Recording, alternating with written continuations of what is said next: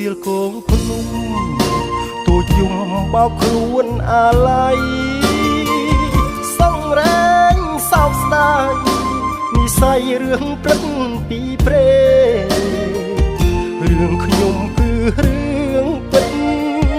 រែងគិតរែងចំបែខ្សឹបខ្សួលម្នាក់ឯ